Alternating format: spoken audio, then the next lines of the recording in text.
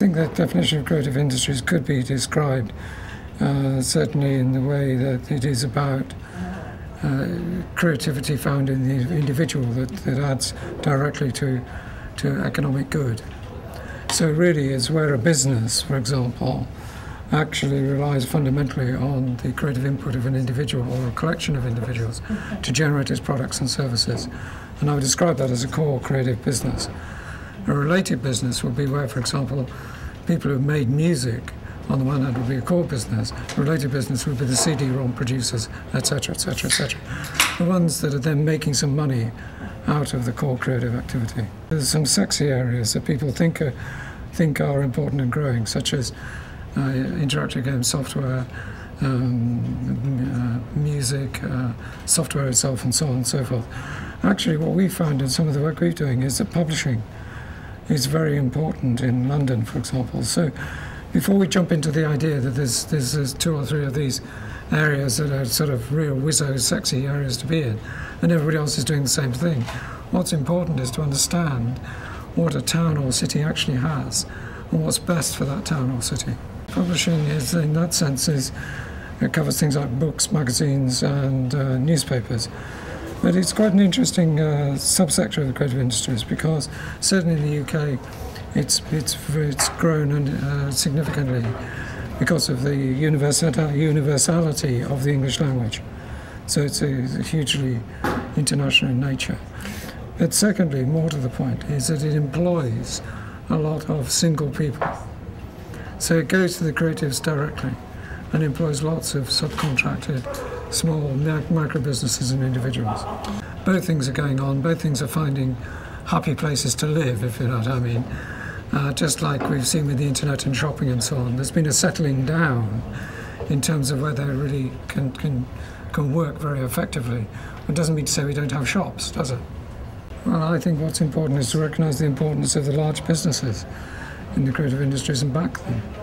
Because with the creative crunch, with the credit crunch and downturn, I think the knowledge economy, of which the creative industry is forming a pretty essential part, is going to start to fill some of that gap. So I think the creative industries are increasingly important. Remember, in the UK, we lost our primary businesses a lot earlier than you're losing yours. We lost our car industry a lot earlier. We've had to do something about it. What we've done about it is actually move into the knowledge economy, and the creative industry is an integral part of that. So I think there's something there that might actually be useful in the short term. We're capping off a couple of years of studies and investigation and curriculum development for game design and creative industries, and it's all coming to a head now. We're getting our first courses on the books starting in the spring, which is very exciting. And I've been lucky to lead that committee and have a great bunch of folks all contributing to that. So the idea with creative industries from our initiative here at Northeastern is twofold. One is the practical tools and creative skills that are needed, and that'll be partnering primarily with the computer science and art and design departments. But then the other half, as you say, it is the whole entrepreneurial spirit, which is will be with business, technological entrepreneurship, creative and communication studies. Two good examples are some folks at the computer science department here on campus are developing medical, what's the best way to put that? Medical communication technologies, basically kind of avatars, automated agents. And on the other hand, thing that is a large interest of mine is video game area.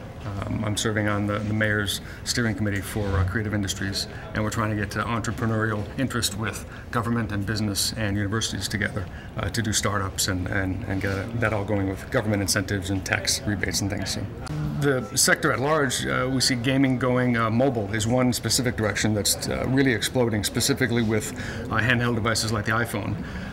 So that's something we're very interested in and incubating and encouraging here.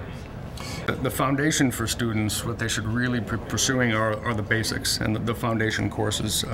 No matter what they end up wanting to pursue, all the foundation of creative with our art and design, multimedia studies, computer science. That's the basis of all of our new creative industries degree programs here. Mathematics, physics, and just getting a real traditional foundation. And then from that you can put on top all the new kind of tools and applications, you know, whether it's developing mobile for iPhone or something more traditional, you know, programming in C++ for a large developer, for instance. But yeah, the fundamentals are what's important. How we're going to get rich? I wish I knew. But my biggest piece of advice probably is look at the world stage. Don't look locally in any sense. The fact of having Simon here from the UK and all my work from Hollywood and Asia, developing animation studios, it's really a world stage. So you have to be aware of everything that you're competing with on every level, all over the world.